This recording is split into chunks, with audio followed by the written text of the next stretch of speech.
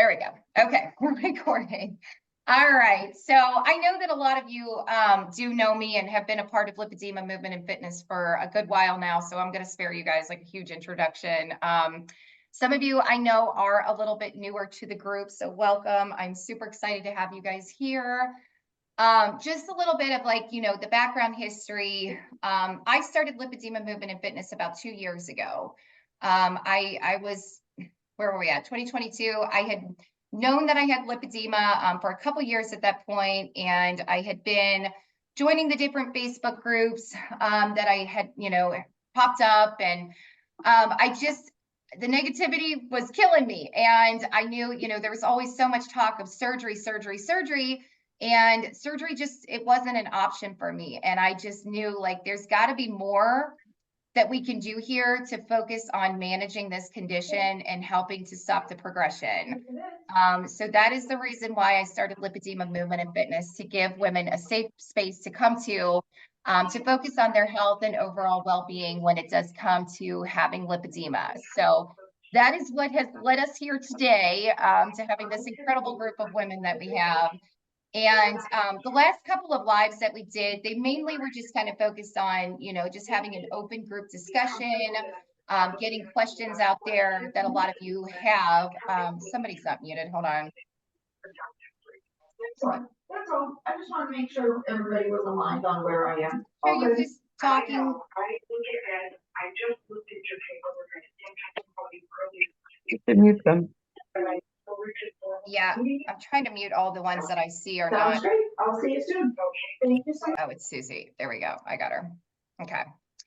But then here recently, Kristin and I connected, and it was just really funny when Kristin and I connected. Neither one of us had any idea that the other had lipedema. And so I shared my Instagram account with Kristin, and she messaged me and she's like, wait, you have lipedema too? And I'm like, wait, do you actually know what that is? Because you guys know how it is. Like, nobody knows what lipedema is. So it's super cool and exciting when you meet somebody who also has lipedema, and you can kind of share, you're in your story and in your journey and what you've done. So Kristin did just have the opportunity to have surgery. So what are you, 4 weeks out now? Yes, about 27 days. All right. Yeah, I thought about 3 weeks. So, and did you just have lower son? Correct. Yes. Okay. So Kristin had her lower son. So she does have a little bit of knowledge when it comes to the surgery aspect of everything, which I do not have. I don't know. Before we get started though, I'm going to go ahead and let Kristin kind of introduce herself also. And then we'll just kind of take it from there. We are going to kind of focus this one more on lipedema, menopause, perimenopause, the hormone side of everything, which I know a lot of you have a lot of stinking questions on that, because I do too. And I'm just not as knowledgeable on that side of it. So Kristin, you want to just take a minute just to kind of introduce yourself? Yes, absolutely. Thank you, ladies, for welcoming me into your group. Sarah is a legend. Someone in the chat said that she's a legend, and her message is so important for this community that we can. I'm like squirrel whenever I hear somebody unmuted, so I apologize. Okay, I think we got it there. I'm such an advocate, just like Sarah, of movement and diet before surgery. I had done all of those things for a long time. I'm a huge believer, and the opportunity for surgery presented, I jumped through minimal hoops, left it in God's hands. And so when the approval came in, I was like, okay, let's go. We're doing this thing. So I'm just a page ahead as far as that is concerned. But the message in my heart and the message for your women is the exact same. It could not be more important for any group of women to take care of their health, to try to move as much as they possibly can, and to really be aware of what we're putting in our mouths, right? And unfortunately, this is just the story that God has given each of us. And so that is the path that we will continue to walk. Just a little bit of history on me. I've been in health and wellness for the last almost 6 years. I was introduced to it. I was probably about 42, 43 years old. And until that point in my life, like all of you, I always had these legs that just didn't match the rest of my body. I never have been a really large woman, but my legs always were a size or two bigger than my upper body. And so once I was introduced to health and wellness, I really got a passion for questioning the narrative, right? You know, unfortunately, in our day and age, there's so much information, there's so many sources of information. And I didn't know I could question my doctor. I didn't know I could push back and decline the antidepressant that I had been on for multiple years and make choices for myself. I was raised by a nurse, and that's what you did. You followed the doctor's orders, you didn't ask questions, you took your pills, you did the things. And so it's really exciting to move more in a holistic manner and really just try to see what else is out there. What can I do to help me be the best that I can be? Protect me, help protect my vitality as we continue to age. And I think you can mute everybody and then just unmute me. That might be. I was thinking that too, but the thing is it doesn't even, I have to kind of sit through every one of them and try to figure out who it is that's showing. No. There we go. There we go. Menopause was the clutch. That was the catalyst, the straw that broke the camel's back, if you will. I had been extremely healthy, really taking care of my health. I've been a runner for over a dozen years. You know, I was doing all the things, right? You know, trying to eat as healthy as possible, but menopause just put this huge, ginormous wrench in how I was feeling. And so as I started to navigate that path, how are you? I learned some tricks and trades that really did help me feel better. And so I doubled down. I decided to get some certifications to kind of back up my knowledge. So a lot of the things that we're going to share is science-based. There is, you know, information that we can point you to. But as a lot of you know as well, lipedema plus any other treatment, there's not a lot of science out there. So as we navigate through some of these questions, you know, I'm happy to share what my personal experience is. This is by no means medical advice. This is simply information sharing. You know, we do want to cover that up front. But I'm just happy to be with women that are in the exact same boat. We've been battling this for our entire lives, and the emotional component of lipedema and menopause together, holy sister. You know, I wish I would have had a lipedema in pregnancy or a lipedema post-pregnancy or a lipedema in puberty, but that just wasn't our story. So it's just a little tiny bit of my background, Sarah. Yeah. Yeah. And I think, you know, these past few years with me starting, you know, my journey at 32, 33, I don't think anyone ever really could have prepared me for just the difference in my body from 32, 33 to now 38, 39 and getting closer to 40, you know. And I know that you and I have even talked a lot. I've shared about it on my Instagram these last couple of weeks about, you know, just having a horrible episode of PMDD just a few weeks ago that I just, like I was telling Kristin, like I feel like it has forever changed me. And that is another reason why, you know, I have been trying to get more into like, okay, I need to start learning and understanding the lipedema side of this when it comes to menopause and perimenopause and how it makes us feel. You know, I see women all the time talking about, oh, it's a whole new game when menopause hits. And I'm like, well, I'll worry about that, you know, when I get there. But, you know, it happens to us a lot faster than we think it's going to. And I can't even tell you guys, like, I'm just so glad when I sit here and think, thank God I did the things that I've done over these past several years, because I can't even fathom going through these changes in my body, you know, having not done anything to set myself up to feel better and to be more successful in taking care of my own health and wellness with lipedema added in to everything. So just to kind of start out with some of the questions that we have, I think you have them in the same order that I have them. One of the first ones about hormones was, does hormone replacement therapy affect lipedema? Yes. So hormone replacement therapy, and you'll hear me refer to that as HRT or BHRT, which is bioidentical hormone replacement therapy. So what that simply means is that we are replacing those hormones that we are losing through menopause. And this again is a very individual choice, just like surgery for lipedema. It's an incredibly personal decision. I am a huge proponent of hormone replacement therapy because of the other health factors that are impacted by removing lipedema from the equation of menopause. That cliff that our hormones literally dive off of makes us more prone to dementia and some really Alzheimer's and some heart disease. And, just it's a huge shift in our hormonal makeup for the average woman. For every woman walking around with functioning ovaries that eventually retire, like mine have, hormone replacement therapy is a way to continue to replace those natural hormones in our body so that those highs and lows aren't so drastic. It's no different than addressing this early on. The catch when it comes to lipedema and us ladies here in this group is every individual is going to respond differently.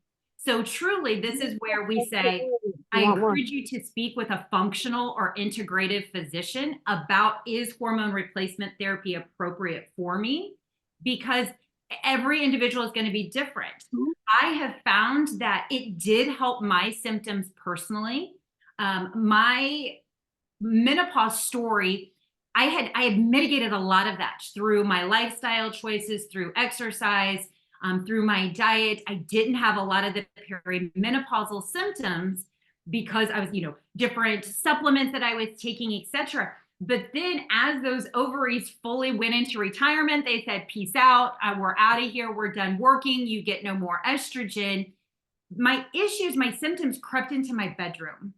And so just a tiny piece, I know this is a family show. I'm not going to get, too intimate here, but I am a newlywed. I've been married to my husband for 5 years. I went through an incredibly painful, tumultuous divorce. And so to find love again and to find that intimacy that we all desire, and then for menopause to rear its head again, outside of lipedema, I was like, no, we need to address this.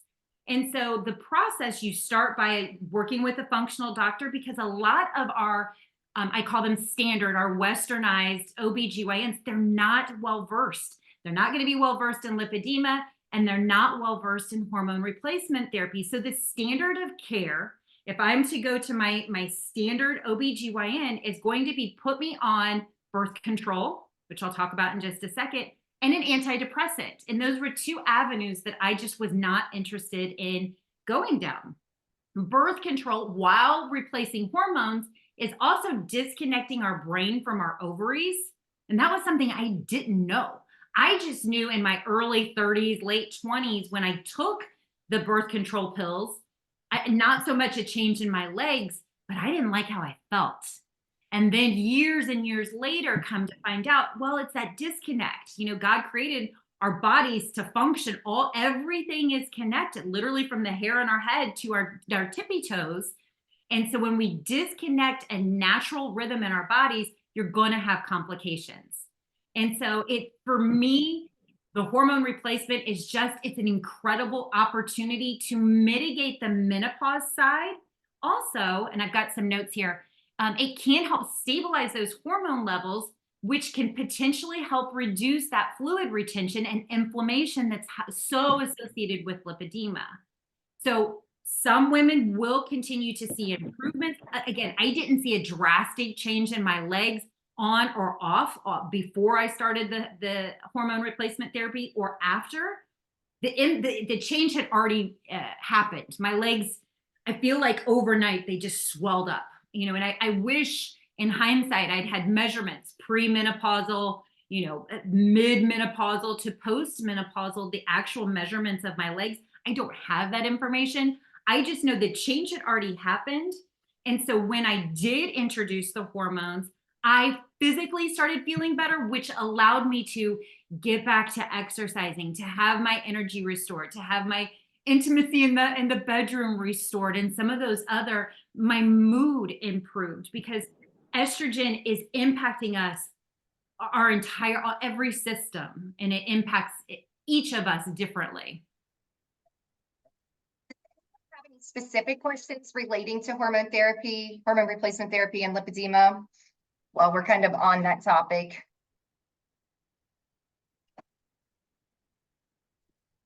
No one?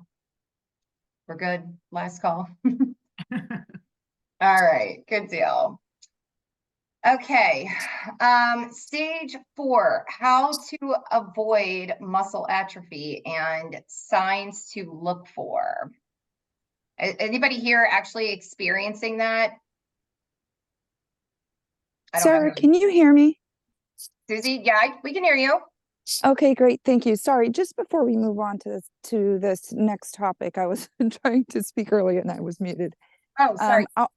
No, that was totally on me. I just wanted to say, I can't reiterate enough exactly what Kristin was saying earlier in terms of making sure that you really work with your functional medicine, your naturopathic doctor, whoever it is, because every single one of us is in a different phase. What may be right for a hormone therapy replacement for one person may not be for another. Yeah. I'm 46. Yeah, perimenopause is kind of hitting me, but I also have different goals. I'm trying to get pregnant. So with my own egg. So I'm going through acupuncture and all of that. And so while my cycle is regulating, for example, my lipedema, I noticed in the last few weeks, is starting to get a little bit worse because now my hormones are really starting to kick in. So what do? I keep doing my weight training. I keep swimming. I keep doing my dry brushing and all of that stuff to maintain and manage how far I've come. I don't know if you guys know, but I've lost almost 60 pounds this year. So there's a lot of work that has been done, but my whole point is just make sure that you work with someone who really knows where you are in your cycle and your hormone process to make sure that whatever choices you make, you're well informed with the professionals you work with. I just wanted to drive that home one more time. So thank you so much. Yep, for sure. Yeah, Susie, just real quick, a couple things. I'm going to drop an Instagram handle in the chat. This lady is fantastic, and she talks about another one of our hormones that doesn't get a whole lot of attention, which is called leptin. But she introduced some leptin light therapies. She was in her earlier 40s trying to get pregnant as well, but she has an incredible story. She also was carnivore strict, keto for years and years and years, and then it just stopped working for her. She, and that does happen. And so she's an amazing resource. She has a huge following, but that'll be a great place to check out. And then the last thing, Susie, that I would share with you with the season that you're in is red light therapy is another incredible tool, another modality that is doing a lot of work at that cellular level for our body. So yes, thank you so much for the edification, and check out this lady, another lady on Instagram. She's great. Yeah, absolutely. Thank you so much. I'll take a look at her. And I have been looking at the therapy as well, specifically for fertility. But in my area, it's so new here that the few people that do it, they're not really experts in it yet. So I'm just waiting to find some local people, but there's a lot of great technology out there. So thank you so much. Absolutely. All right. So, Terry, I know that I saw here in the chat that you said that you are experiencing muscle atrophy. And I know that the question was how to avoid and signs to look for. I'm not too experienced there with that as far as like signs to look for. Kristin, do you have a little bit more knowledge on that? not so much in the signs to look for, that's something that we can absolutely take as a takeaway question. I know that we're not going to have all the answers off the top of our head. Yeah. But weight training, and even if it's the tiniest amount of weight, is Yep. the best way to avoid that muscle atrophy. Muscle is medicine. It's going to mop up all the ick that we're exposed to. And so the more that we can weight train, Sarah is a huge proponent of this as well. Even if we start small, I don't care if it's a can of soup. Yep, 2 cans that's of what I soup. tell all of my girls, like, pick up a can of soup and Start small, Yeah. start small, but Sarah and I together cannot emphasize enough how important it is to add that into your Yes. daily routines a couple times a week, etc. Yeah, and I've been talking a lot about that too, on my Instagram and on my stories, just because of everything that I know that I've been experiencing, here lately. I just can't even fathom, where my body would be right now if I hadn't done this and started really, really working to add that muscle, because I can feel my age setting in, you guys. Okay. Like, I can feel it. And that's why, I said it's a huge difference from being in our earlier 30s to then getting into our later 30s. It is such a huge difference. And the best thing you really can do is try to set yourself up for success as much as you possibly can in working to keep those muscles strong. And not everybody's going to be at the same fitness level and able to throw, a barbell on their back with plates. And that's okay.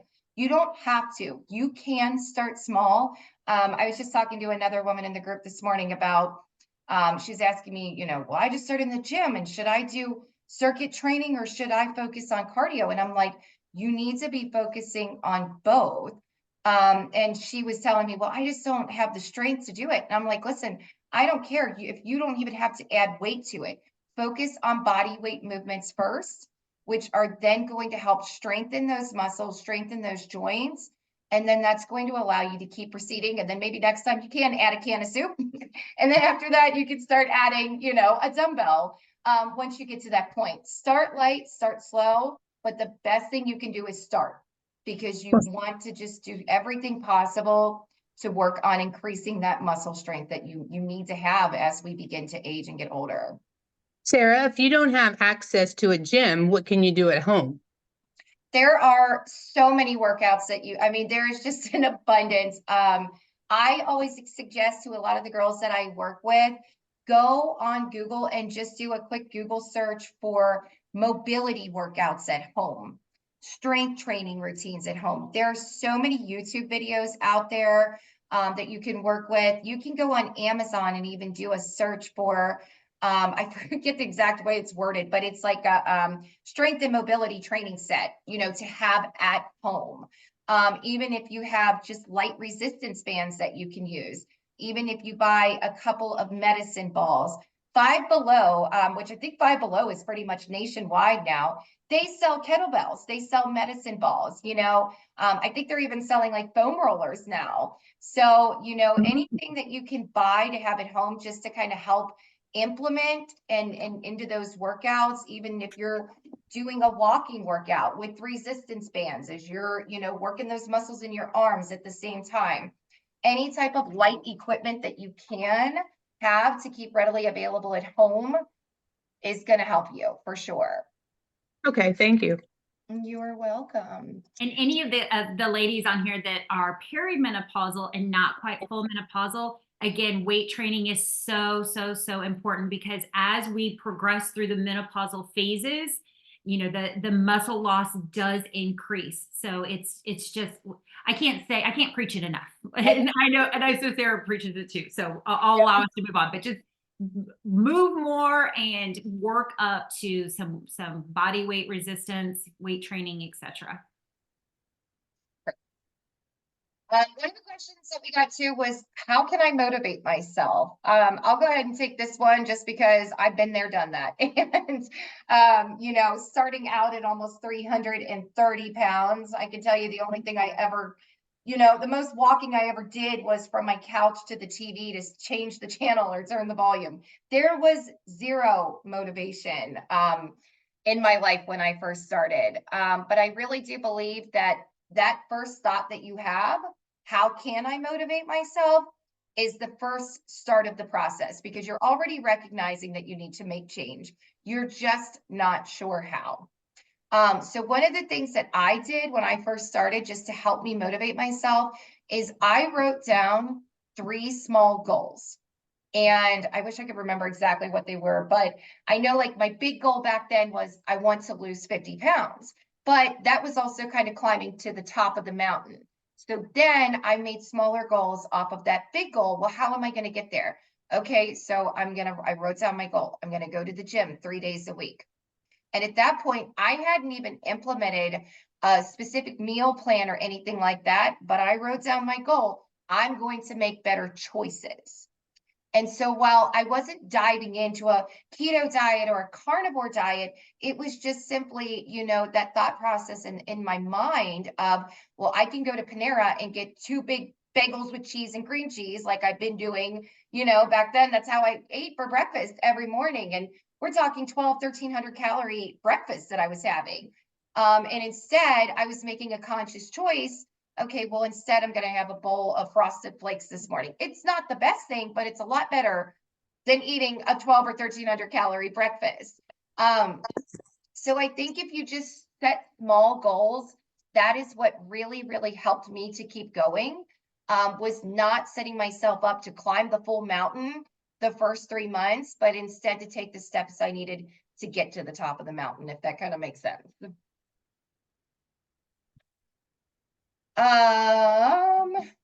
Stand still after keto loss, 100 pounds and need to lose another 100.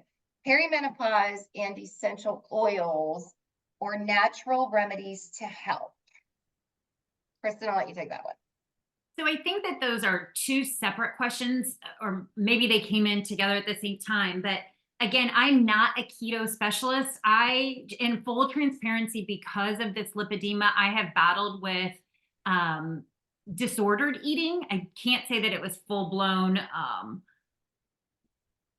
anorexia, bulimia, etc. Just completely disordered body image, disordered relationships with food. And so for me, I call it the final round. Like when I was menopausal, I was at rock bottom. I had to do something. And when I started my fitness journey, what you're seeing is about 40 pounds lighter than I was previously. But when I started that journey, I followed Weight Watchers. And the reason that I leaned towards Weight Watchers is because no food group was off limits. Now I know that again, it's a personal choice. If you're finding success with keto, have at it. If you're finding success with carnivore, fantastic. Again, this is not a one size fits all. We all know we need to have an anti-inflammatory diet. Like Sarah was sharing, I was a cheese and bread girl my whole life. So imagine all the dairy, all the carbs, all the bread, to this day, if I could eat anything I want, it'd be cheese and bread.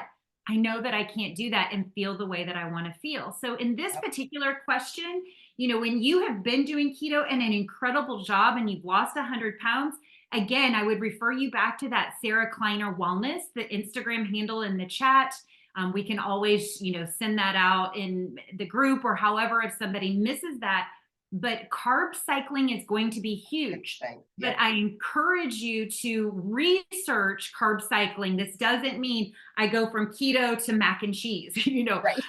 I know that we're smarter than that, and we all know that. But we're talking, she does a lot of cooked apples and berries. And, it's a very gradual process, but cycling in some carbs, because that's also going to help us menopausal ladies with our hormone health. Your body needs some carbs, healthy carbs to function and work appropriately. Yeah. And the other thing I was going to say to that too, if you've been really following a very strict keto diet and have dropped 100 pounds, your body very well could also just be getting so used to it at this point that you've got to switch it up. So I'm glad that Kristin did bring up carb cycling. Because if you can implement some carb cycling as well, that's going to help keep your body guessing. Once we do the same thing for, an extended period of time, our body becomes complacent. So we definitely have to start working on doing some things to switch it up. I know there's the cheat meal, you know, I hate that term, cheat meal, but sometimes you do. And that's, I know I talked about that a little bit in my stories too lately, since I switched over to a really strict anti-inflammatory diet back in December. And I was like, oh my gosh, like I can tell, I know every week of my cycle, like what my body's going to be doing and how it's going to respond to how I'm eating. And when I get really close to maybe within 10 days of my cycle starting, I just start dropping every bit of fluid I have. And I am literally peeing like every 15, 20 minutes sometimes for several hours. So that's what I started doing, was adding in some carbs during those weeks, which is also going to help keep my body guessing a little bit more. And it's not going to leave you in just doing the same exact thing that your body is just getting so used to. Do anybody have any questions on carb cycling? We good? All right. I sleep well. I eat well. I sleep not too bad. I have fibromyalgia and Hashimoto's. How many of you here have Hashies? Like probably a fair amount. Everybody's quiet. Maybe it's because everybody's muted. Get her down. I have underactive thyroid, Underactive but not thyroid. Hashi and fibroids. Yep. Mm-hmm. I have a lot of inflammation after exercise. I hurt so much after any session, either weight training or rebounding, even walking, that I'm usually left flat the entire afternoon and usually the next day. It makes consistent training very difficult. Are there any specific recommendations, either supplements or strategies that you could talk about? Kristin, giving you this one. All right. So fibro, Hashimoto's, inflammation, you know, a lot of that starts in our cells, and that's not a place that a lot of us are informed. Our doctors don't say, hey, I bet your oxidative stress level is really high. That's the root of all disease and, you know, illness in the world. No, they give us a pharmaceutical, a synthetic drug, and they say, here, go take this. Not telling us a lot of times that your body will become dependent on said synthetic prescriptions. I apologize. I've got a GSP. I don't know if anybody's familiar with this breed, but it's just easier to let her come and go behind me. Oh, I've got mine's here too. I'm like, you gotta love, we're animal people and we just love people. And yeah, this is just part of it. So really the ultimate goal in supplementation, you know, Sarah's been sharing a little bit that she's recently started to add that in, is when we think of our health, we have to think of it in layers, you know, the foundational pieces being our exercise and our diet. And then what else are we going to add to that tool belt? So Sarah and I will be sharing a little bit more about this, but addressing that cellular stress of the fibromyalgia, of the Hashimoto's, of the anxiety, of the depression, you know, literally 220 plus different conditions. That will be something that we'll be speaking to more in the future.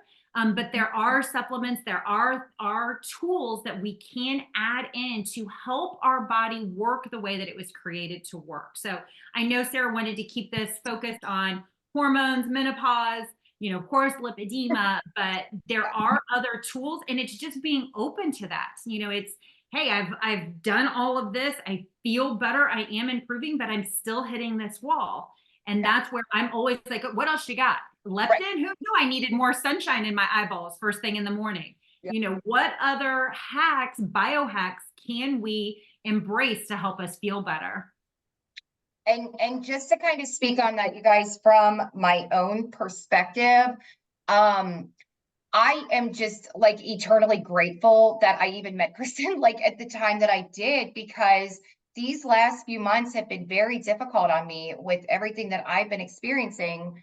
You know, I'm already spread so thin, raising 4 kids by myself and keeping up with a health routine. You know, it is not easy taking care of the lipedema body. It is exhausting, but I know that I have to do these things if I want to feel the way that I want to feel on a daily basis. I don't want to be tied to a couch. I want to be up. I want to be moving. I want to be productive. I want to be taking good care of my body and setting myself up for success. You know, when I do hit 50, And so I know I've kind of just talked a little bit about it in my stories. Supplements for me were something that I was always like, no, like I'm good. I know how to do this. I know how to work out. I know how to eat right. It's working for me. And it was until it wasn't. And I think that a lot of that has been due in part to me getting closer to 40. So when Kristin and I started talking and, she started Don't explaining, say that. huh? Oh, okay. So when Kristin and I, started talking and I started explaining to her a lot of the things that I was feeling, I'm like, oh my God, I'm freaking exhausted. I'm taking naps every day. I'm on edge all the time. I just feel like, especially in those weeks leading, when my hormones are bottoming out, when my period's getting ready to hit, I'm on edge, I'm snappy and everything else. And so I did start looking into the supplements that I have been taking. And it still took me some time. Like I did so much research on the supplements that Kristin's talking about that work on our oxidative stress levels.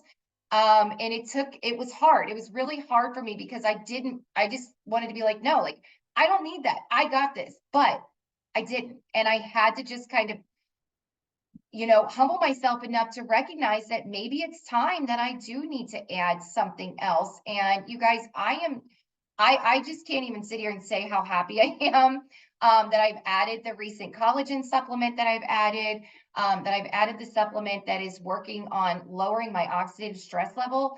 I've only been 1 week in. That's it. Like I'm 1 week in. My energy levels, my focus is so much better.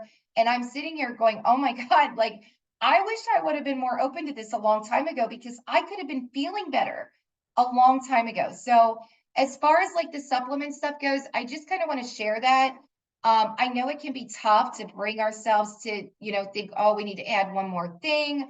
But when you really consider how much from a scientific standpoint, what they are doing to your body and how they really can help you, it's a game changer. It is an absolute game changer. So just try to, be a little bit more open-minded. If there is, if there are things that you're lacking, adding supplements does not have to be the end of the world. It doesn't mean you're weak. And again, like, I'm just so glad that I finally did it because I feel just so much better.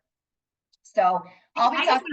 I just want to hop in and give Sarah kudos for that too, because having a growth mindset, especially when you have a condition like all of us do, is mandatory. We can do something just like Sarah said, and it'll work for a long, long time until it doesn't, or our bodies change. Or, I thought I had my body locked in and everything was fine until my ovaries started declining. My estrogen started, bottoming out. I was a runner. I didn't know because I never lifted weights until menopause.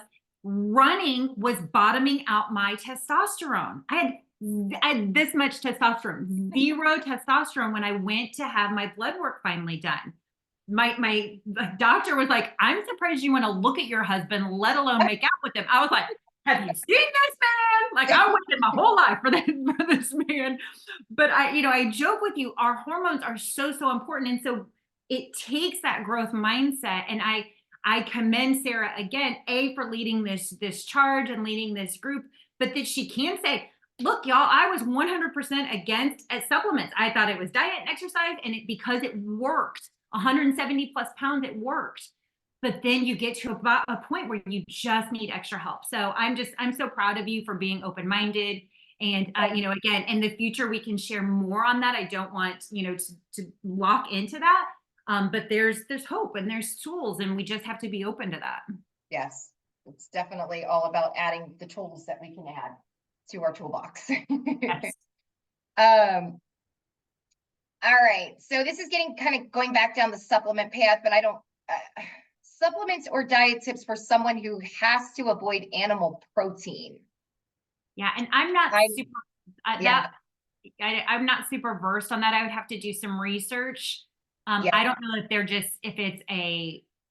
they've been told their body doesn't process animal protein, because I would always veer someone towards consuming animal protein.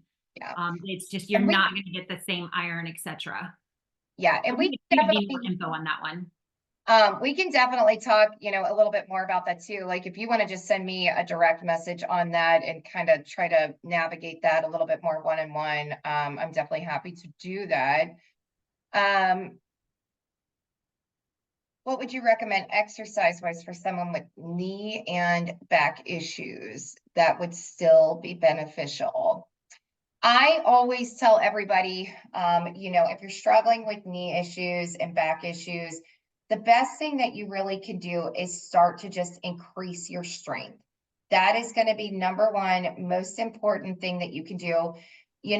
Certain exercises are really going to depend. If we have 5 people that have knee and back issues, each one of them probably has certain exercises that will work for that one, but aren't going to work for the other one. When I started out at 315 pounds, I had been seeing doctors for years. They were throwing all these Percocets at me because my back hurt. I had problems with my knees popping all the time. I had to start light, and that meant that I didn't start on the side of the gym that had all of the heavy weights. I didn't. I had to start with an elliptical machine that worked for my body. And I want to say I'm pretty sure my first day in the gym, I remember calling one of my best friends and I was like, listen, I did this for only 10 minutes and I was out of breath. My chest was hurting, and I easily could have thrown the towel in that day, but I kept going.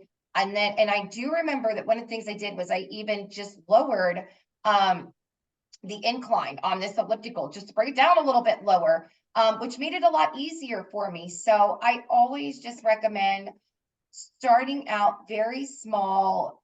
And even if you're just focusing strictly on mobility is so important, because that's what allows us to move freely to lift the weights that we lift, So yeah, I definitely just suggest start small, start with mobility, start with, basic strength, body weight, strength training exercises so that you can kind of help build your strength up to get you to those points where you're able to do a little bit more. Yep. I wrote down increasing walking, swimming, cycling, Pilates, yoga, the elliptical trainer, like you mentioned. Yep. A lot of times we have back pain because our core muscles have not been developed. And so that's another place is just some, again, start small, start low, start easy, but just focusing on increasing that core health. Yes, for sure. And that is one thing, just to touch on that too. For those of you who followed me for a while and watch my stories, you probably see I walk almost every single day. I have a routine Monday through Thursday that I walk 30 minutes a day. I give myself the day off on Friday. Saturdays and Sundays, I'm always running so much. I end up getting those walking steps in anyway. But walking for me has been huge. And I tell people that all the time, we really, really underestimate just how much walking really does benefit our bodies. And I can stand here today and tell you guys that it is a rare occasion that I have back pain, a rare occasion. And you're talking to somebody who was given prescriptions for 180 Percocets a month at 20 years old. Because my spine, I had all these issues. And walking, that's the one thing you will never see me give up walking, because it really, really is the root to help keeping our bodies strong. And I want to just chime in with walking because especially for us menopausal ladies, there is nothing more powerful. Strength training and walking, switching, and you don't have to power walk, you see, there's a little old lady around my neighborhood and I swear she could lap me 100 times, but it doesn't have to be a hard, forceful power walk, a nice stroll as I'm recovering, just the movement and being outside. There's a misconception. The pedimeter, the step counters was created in China or Japan, maybe Japan. And that's where that 10,000 step a day rule came from. It was a marketing strategy to push 10,000 steps. So don't get in your way. Steps over 4,000 a day. So if you're not at 4,000, work up to 4,000, but your mortality decreases significantly at 4,000 steps a day. So we're not talking, a ton, a crazy, obscene amount of steps. Remove that 10,000 mark from your head. That's marketing, which we see so much. but just start adding a couple hundred extra steps a day. Can you hear me? This is Carrie. Yes. I just wanted to get back on the about the knee issues because I had that same problem when I first started, and my legs too. Like I'm a size medium top, my bottom is like 2XL. So my legs are huge, and it was very hard getting started because I have like bone on bone going on right now. And I used to love to walk as well.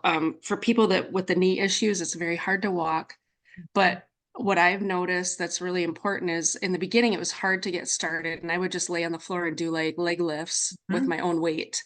And eventually now I'm actually on the little trampoline. I can do that for a few minutes at a time, and it's a little easier on my knee than walking for whatever reason. I don't understand that, but and also biking. But one thing I've noticed is if I skip a day of just that little tiny strength exercising, my knee hurts worse the next day. And I don't know if it has to do with the muscles, like just like people were talking about your muscle atrophy and stuff, like if it just that quickly goes back to not being like, I don't know the right word for it, like going down the stairs is a little easier now because it's kind of like your muscle relearned to activate itself before you take that step. So even, I don't know, just the little tiny things. I had such a hard time too. I remember asking Sarah, like, what am I supposed to do? Because I can't do anything. Everything hurts, but just those little tiny things. And as you go on, I think it's only been since February since I started the strength training, and it's really had a huge impact. But, and I'm not, I'm not even doing squats because I can't, my knee hurts. But, just the biking is a huge thing. And like I said, that trampoline and just floor leg lifts, something so simple. Yes. So proud of you. That's awesome. Yes. Thank you for sharing. That's amazing. And also, you guys, the rebounders, I know rebounders are starting to get kind of a lot bigger, and there's starting to be a lot more attention drawn on them.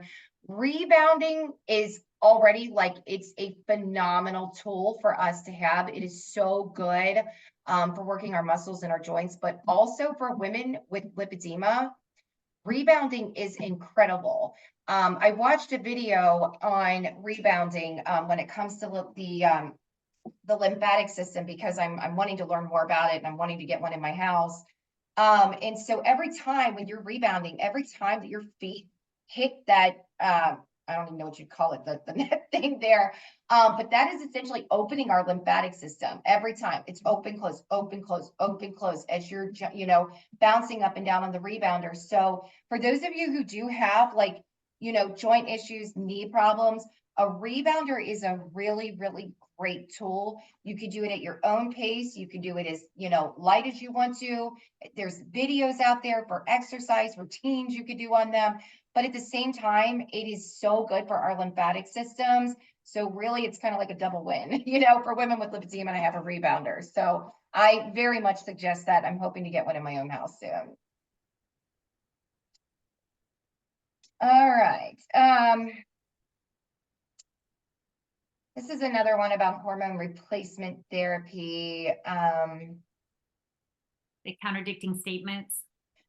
Yes, about I cannot stand the hot sweats at night anymore, and I want to try HRT. I've done a bunch of natural supplements. Nothing is working. I'd like to know the science behind it. I've asked for a referral to an endocrinologist, but most doctors in my area know nothing about lipedema. I want to go into my appointment with a better understanding. Whoever wrote that, if you wouldn't mind, will you just reach out to me directly? I think we'll probably address that one a little bit more one-on-one, because that one's a little bit more in-depth and involved. So I just want to add real quick on that. One thing that I did note is I love science, and I'm always going to PubMed.gov, which is the library where all of our doctors, physicians, institutions store their studies. So they're peer-reviewed studies. I could not find a single study, and I know this won't surprise us because we're like this, little mystery unicorn in the corner that no one knows anything about, but I could not find one published peer-reviewed study linking lipedema plus hormone replacement therapy. So again, this just drives home that point that I was saying at the top of this call. This is an individual choice.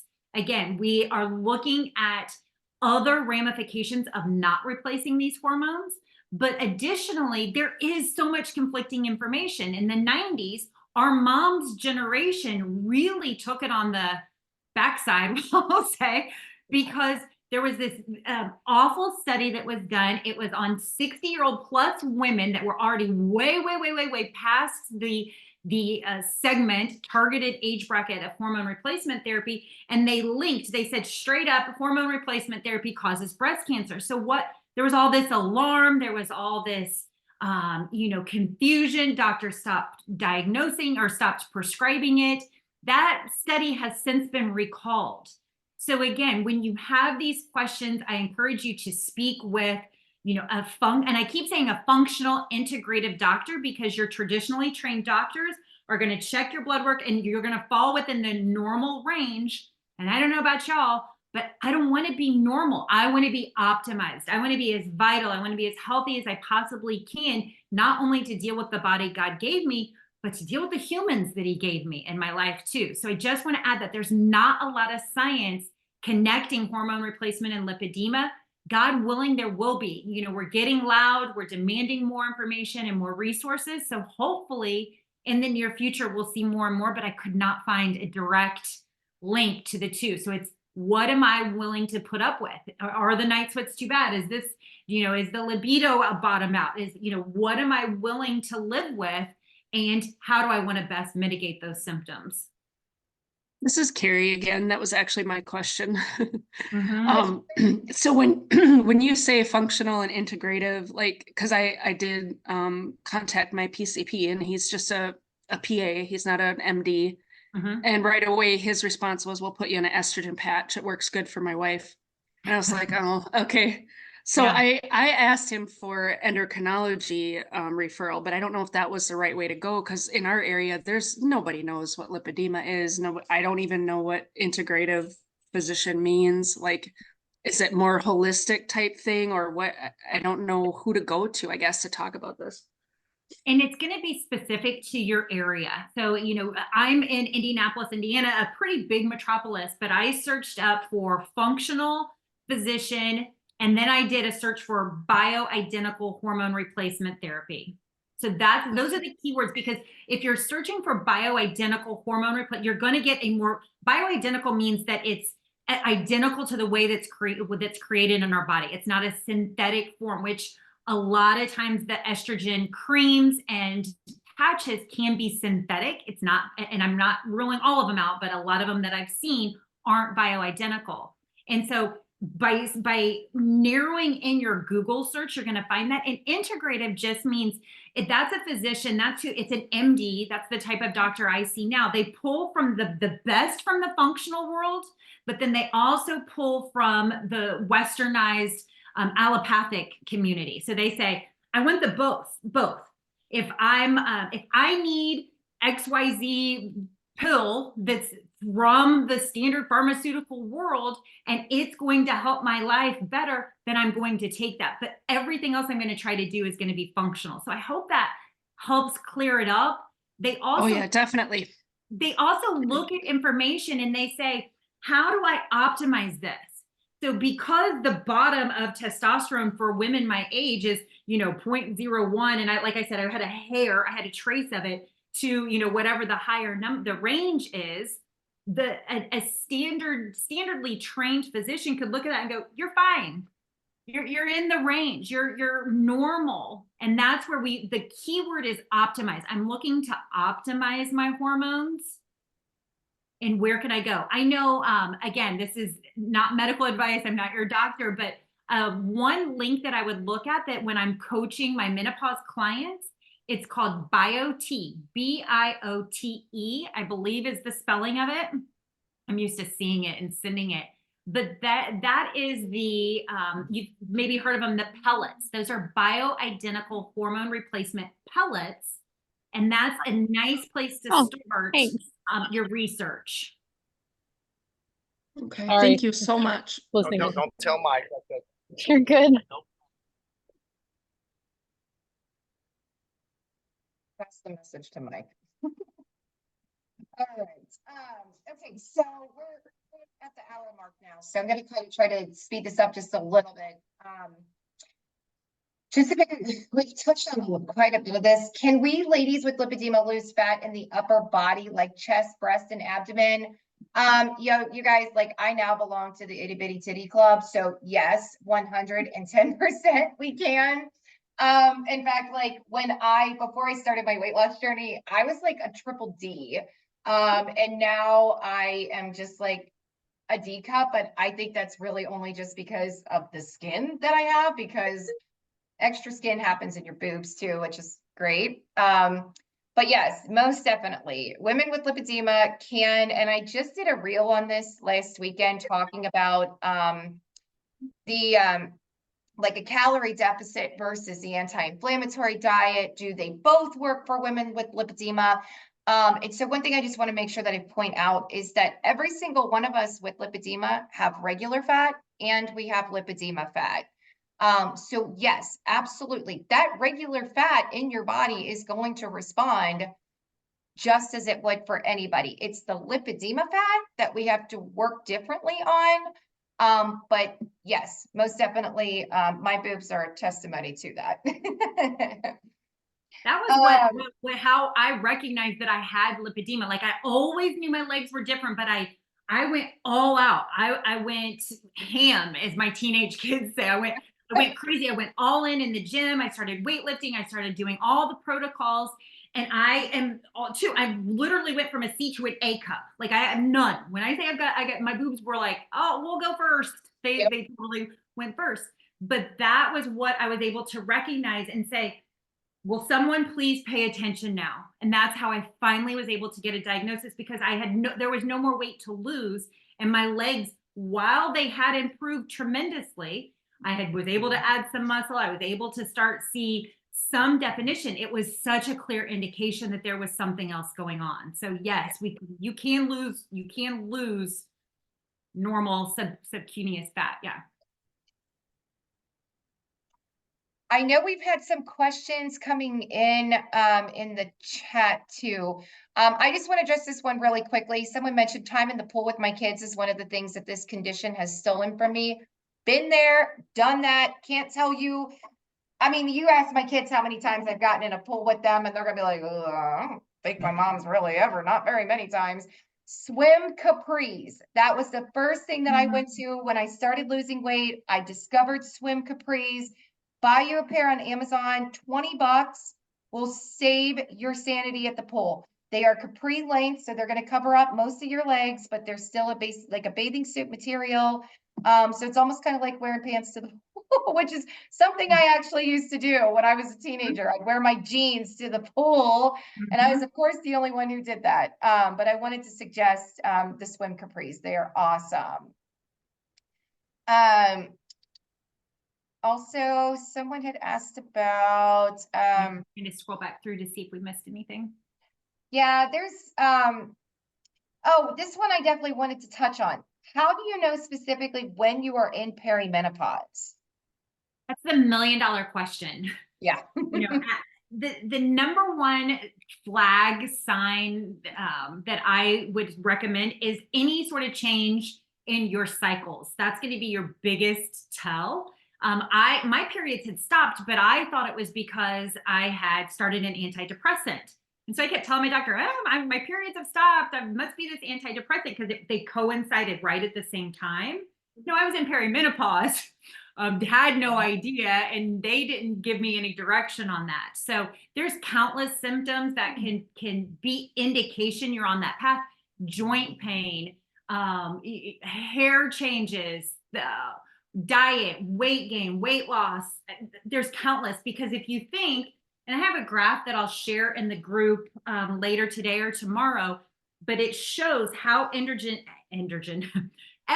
affects us from head to toe. So it's no two people are going to have the same perimenopausal symptoms. You'll notice my mood just isn't the same. I don't seem as stable as I used to feel. But the number one sign, the number one tell is a change. Either your period itself is getting shorter, the time between it is getting longer. There's so many variations, but changes around the cycle is the biggest flag. Yeah, and that's exactly what I'm going through right now, being, at the age of 38. I know my mom started menopause. God, I feel like she was in menopause for half of my teenage life. But that's one of the first, for a while there, I have really short periods, really short, like 3 days, very light bleeding. I mean, I think I go through maybe like 10 tampons the entirety of my period. And after I had like that horrible PMDD episode in this last month, my period lasted 2 days. And, I've sat here and thought for a good while now, like, oh, I have a short period because I'm fit and I'm active. And now I'm getting to the point where I'm like, you know what? With all these other changes I'm experiencing, I don't know whether I'm hot or freaking cold half the time. My mood is it's changing. I'm not in this positive, excited mood all the time. I'm snapping on everybody. So that, in combination with my period now getting to the point that it's like 2 days long. I'm like, God, I'm going through 10 days of hell for 2 days of a period. So for me, that's definitely been a big one that's shown me like, yeah, I think this is it. I think we're here.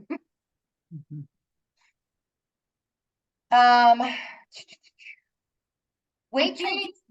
Oh, Oh, go good. ahead. No, Go you're ahead. probably good because I was going to move on to the next one. Go ahead. Go ahead. Okay. This one I was just going to touch on very lightly. Weight training schedule and exercise schedule for a daily routine. That's going to be different for absolutely everybody. The most important thing that I can tell you is to just create a routine that is consistent. Don't set yourself, once again, like I always tell my girls that I work with, don't look at the whole mountain. Like you don't need to be in the gym lifting weights for an hour and doing a rigorous 30-minute cardio, workout. Fit in what you can fit in. For a long time when I was still in the office, I had a 45-minute lunch break and I would literally go to the bathroom. Before I took my lunch break, I'd swap my clothes out so that I would be ready to go. As soon as my lunch hit, I was out the door, flew up the street, ran into the gym, did 30 minutes of cardio, flew back to work. You just have to fit it in where you can fit it in. I know one of the girls that I was working with a few weeks ago, she was telling me the same thing. She's like, I have a job, I have a child. Like, I don't know when I can work out. And I said to her, do you get lunch breaks? Yeah. And I said, okay, take your lunch break. Do 15 minutes of walking. The more that you start to incorporate it, the more you're going to learn to like it, the more you're going to be feeling better, and the easier it's going to be for you to start implementing it into your routine and prioritizing it a little bit more than you had initially.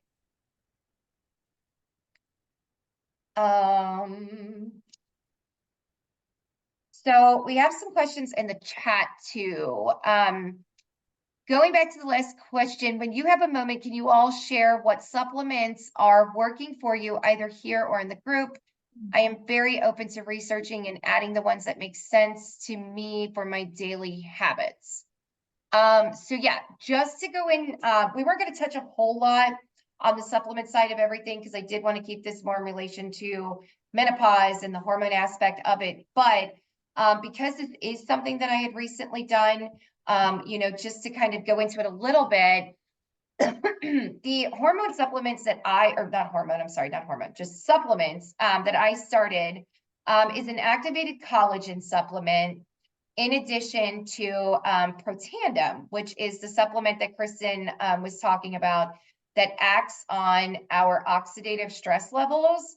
So those are Kristin is far more knowledgeable on all of that than I am. I kind of just know like the basis of it and how it works. Kristin, you want to talk a little bit about like how it works on our bodies? And I'll be happy to even talk about, a lot of the changes that I've even seen in the short time I've started out. Yes, absolutely. And just to be mindful of time, so the cellular inflammation that we were talking about earlier and oxidative stress, that's the free radical imbalance at our cellular level that we're all exposed to because of this toxic soup world we live in, right? The EMFs coming off this computer, the garbage in our drinks, the garbage in our clothes. I mean, we can't escape the toxic load that we're being exposed to, and that's making our cells imbalanced. And so what the scientists found is that when we take this proprietary blend of herbs, it's going to lower that oxidative stress level, which allows our body to return to homeostasis. So it's going to return to the way it was created to function. So really, it isn't any more complex than that, except that there's a whole bunch of science that backs up those claims. The science isn't new. It's been around. The company's been on the market 15 years, in the direct market 15 years. It's been around over 30.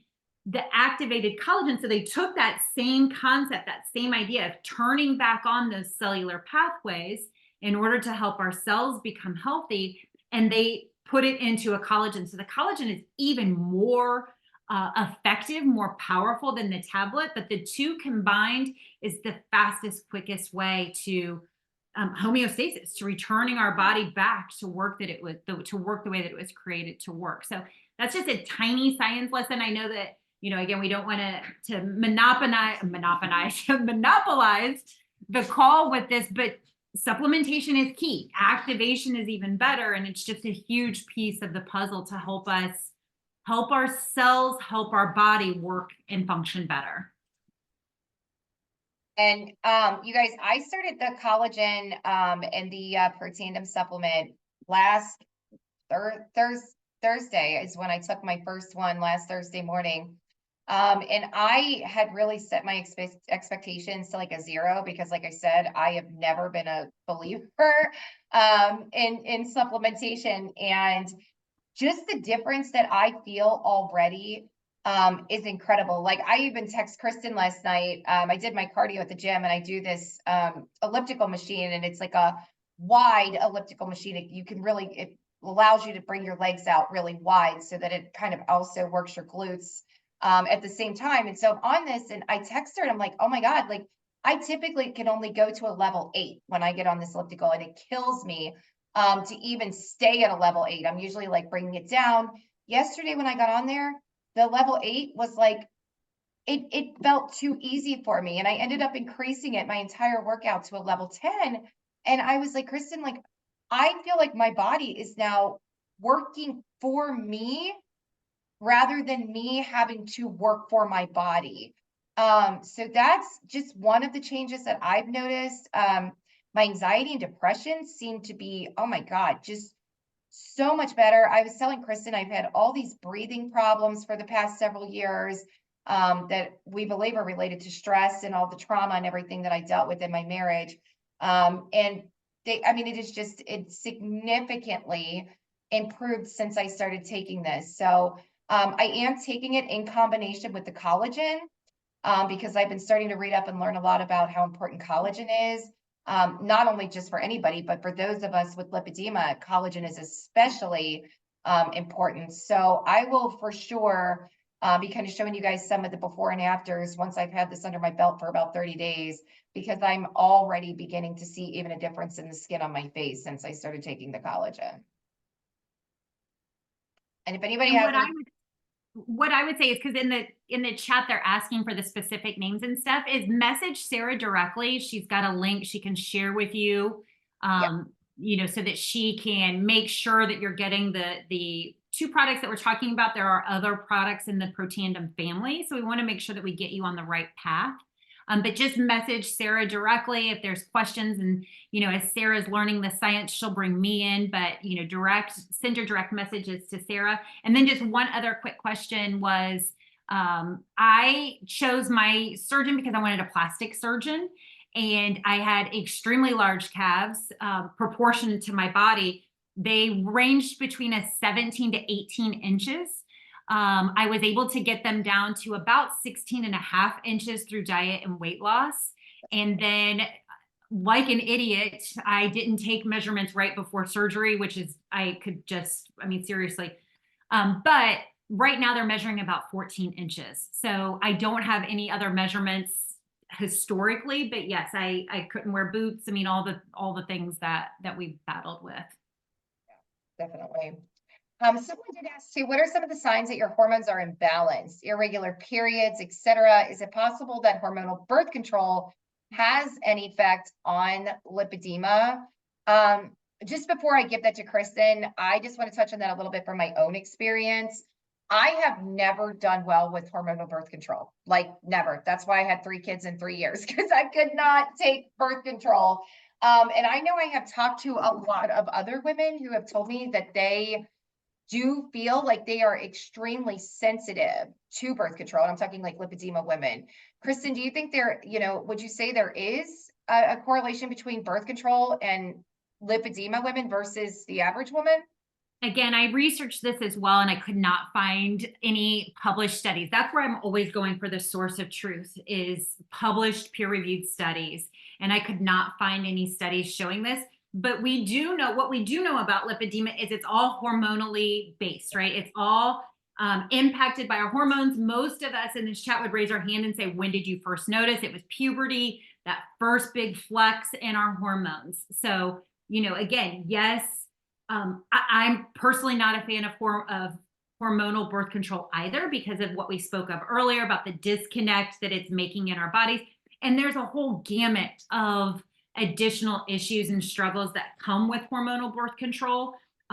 It's a necessary evil. There's ways around it. I'm far past. I've got dusty ovaries, y'all. I'm far past that. But yes, my gut says there absolutely has to be a connection, because it's hormones, and we know that lipedema is rooted in hormones. So, Does anybody have any questions or anything that they wanted to touch on while you have us here? No one? You guys are so quiet today. you're like, who's the new chick? Is she cool? Is she? I know. I know. I have a quick question. Yeah. So Kristin, you had mentioned earlier that you highly recommend hormone replacement therapy. Yes. Who do you, I mean, I haven't had my period since 2019, so I feel like I'm far into menopause, but I haven't really had very many symptoms at all. Good for So you. Yeah. yeah, luckily, thank God. Uh-huh. But That's awesome. I'm thinking, for somebody like me who isn't having symptoms, is there really any need for that? So What are again, it's Lisa, right? Yeah. Okay. Again, this is something where I encourage you to do your own research. Because I'm not a physician, if I could do it over, I would be. But what I have found is that when we don't replace these hormones, we're more prone to issues down the road. And that would be the heart conditions. That could be dementia, Alzheimer's. Like, there's so many things down the road that this cliff our hormones go off are making us more open to down the road. So I encourage you to do your own research. Personally, even if I did feel great, I would still continue taking my hormone replacement therapy, because of the heart protection, the brain protection, the organ protection, the total vitality protection that it's providing. So it's a personal 100% choice, but it's something that I would encourage you. Information is power. Information is knowledge. And it's, now that you've been exposed to this, I encourage you to do your own research. We can talk more offline, of course, but that's absolutely something that I encourage. And what's your opinion on any of the cons that you see on the internet about hormone replacement therapy, and and any risk that you may come across from it? So the biggest cons is the misunderstanding of hormone replacement therapy. There's just, again, it all comes back when you hear someone making a direct connection of, I'm scared to do hormone replacement therapy because I don't want to get breast cancer. Then I know that they've been exposed to false information that has since been retracted. And so to me, the cons is just that the misunderstanding of the existing information. Personally, I have one of my clients that she had hormone related breast cancer, so she's not a candidate for. So, I mean, there are those rarer occasions where it's just not a possibility for her. But as far as overall resounding cons, the one con would be like getting the chemistry kit right. I was a walking chemistry kit for a while. It's like, okay, this is a little high, this is a little low. Like, you have to kind of tweak. It's a process. You aren't going to start the hormone replacement therapy lose weight and feel incredible. It's a give and take. It's a learning. How is my body responding to this individually? So Great, thank you. Being patient with everything. Sure. Anyone else have anything before we head out? Any questions, comments, anything? Hello, this is Ada. Hi, Ada. First of all, thank you so much for doing this. Yeah, Um, Please. so my question, I was checking out the symptoms for low progesterone, and I thought I was needing of that. So what do you think about those essential oils that mimic, because I've been taking it for a few weeks now, and together with some other supplements, and I feel like the heavy feeling is kind of gone. So I'm not sure if it's doing anything, but do you believe in that? Like, is it something worth continuing? I assume this is for me, Sarah, but Yeah. I'm not super familiar or versed in essential oils. I use them, I have them, I love them. But I don't use them regular enough to say it's helping my hormones, or it's helping balance my hormones. It's helping my lipedema. You know, I couldn't go so far as to say that, but my advice to you, Ada, is if it's working for you, do it until it doesn't work. If you're feeling improvement, essential oils are extremely natural. It's really hard to go wrong with any of the big essential oil companies that are out there. And that, again, is getting back to that more holistic approach to our bodies. That, you know, I truly believe God knows what we need, and it's going to come from the earth somewhere, some way. And so that's, you're just dialing right into that pathway. Yeah, because my period was already getting so irregular, so I'm 44, and I was suspecting perimenopausal. Yes. But then when I talked to my gynecologist, she just kind of basically brushed it off, saying, "Oh, but you're too young," and also like we cannot. Well, she kind of said like, and testing is kind of useless because it fluctuates too much, and so. I was kind of left with not knowing what to do, but I knew that something was happening already, and I don't think it's been taken seriously. Yes. So Yeah. I guess I'll just have to find another doctor. But what kind of doctor would you suggest to we talked about that a little bit just a bit ago, but a functional, integrative, holistic type doctor would be the words that I would use to search with the zip code that I'm in. Ada, before we hang up here, I would encourage you to also do some research around castor oil packs. I've heard That can about be that. an amazing tool that can help you as well. Yeah, so yeah, I'm in Europe, so for me the terminology is a little bit probably different, and I need to figure out what it means, but I'll figure it out, you know. I'll do some more research, because I know, especially now with this Zoom call, it is, I can be sure that something is already up, and you know, that they don't just brush it off like that. Because it can happen sooner than later, obviously. Yeah, I was 40. So yeah. Okay, thanks so much. Absolutely. All right, anybody else? We're gonna go ahead and get this shut down here in a sec. We've been on here for almost an hour and a half. So anybody else, any questions, anything before we go? Anything at all? All right, well, this was awesome. I was so excited for this, and I'm so glad that so many of you guys were able to attend. I'm gonna go ahead, I am going to post the video. I mean, not that you guys are gonna sit and rewatch it, but I will post it up on YouTube, and I'll post a link so that way those that couldn't be here will be able to rewatch it. I'll make a post too, probably just if anybody comes up with any questions or anything after we meet. Feel free to reach out to me or Kristin directly. We're always here and available to help as much as we can too. Yes. So thank you, ladies, for welcoming. Thank you all so much for coming. It was so good to see all of you. Bye. Bye.